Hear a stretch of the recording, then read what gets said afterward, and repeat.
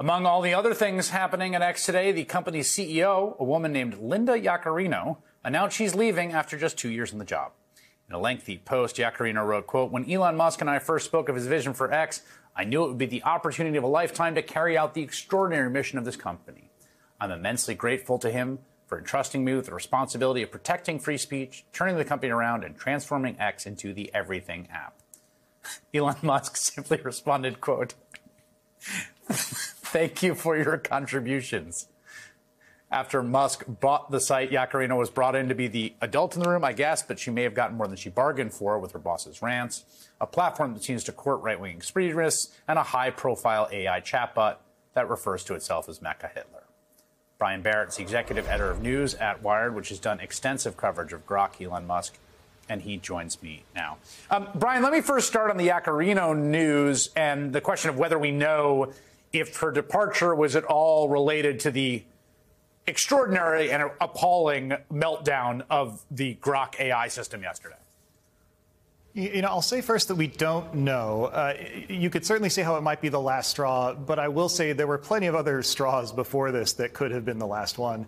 If you're not leaving over the white genocide incident that you mentioned that happened in May, you know, this is worse, but it's all pretty bad. I think there are some other factors to consider here. One is that X is now a part of xAI. It got absorbed by the AI company that Elon Musk also owns, so her role's diminished there.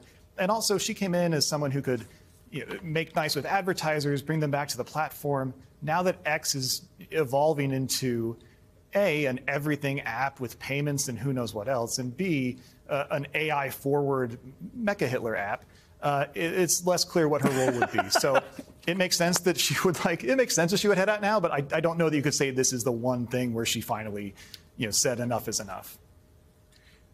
Okay, let's talk about what happened with Grok. I was sort of horrified and fascinated in equal measure. I mean, it's clear that, there's a thing that happens on X all the time, which is there'll be something and then Grok will fact check it and seem to be kind of a liberal or correct right-wing misinformation, and then all the right-wing people on the app get so mad at it. So do we actually, A, do we know why this happened, and B, why it took them so long to put a stop to it? Well, in terms of why it happened, I think you can look at, you mentioned before, they added these system prompts that said, don't shy away from politically incorrect material.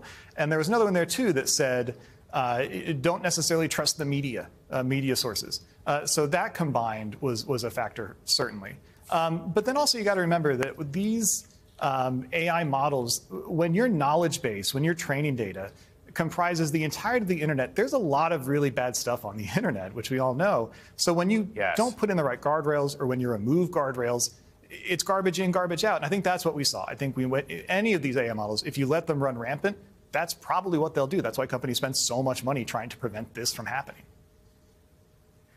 I mean, to me, the part that was fascinating, right, is to the degree to which, the system prompt was, don't worry about things that are politically incorrect, right? And then you train this LLM on all the content on the internet, that it just took that prompt, right? That like the sort of neural network mapping of the conceptual deep meaning of don't be politically incorrect is go full Hitler at the level of the model itself. We want to be a little bit careful because we don't know for sure. Like, there may be stuff going on behind the scenes. There may be some other tweaks that they made. But fundamentally, yes, I think that it at least speaks to the ethos of, hey, we're going to let you run a little bit wild. We're going to give you an inch. You're going to take several miles in this case of hate speech and terrible things.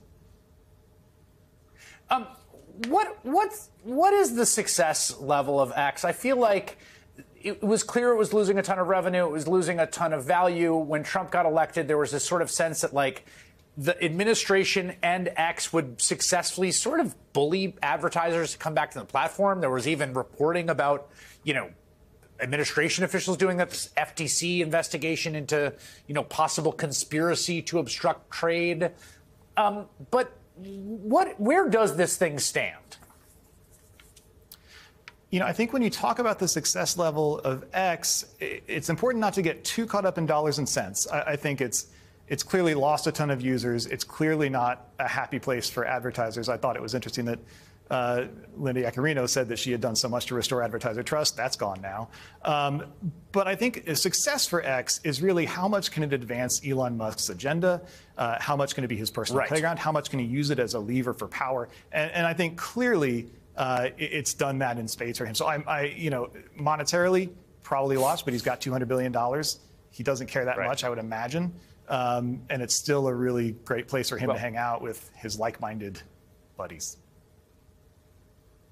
And his personal AI, Brian Barrett at Wired, which I have to say has been doing some of the finest reporting in this Trump administration. I read you guys constantly. I'm a subscriber, and you're doing amazing work. So thank you for all the work you guys are doing over there.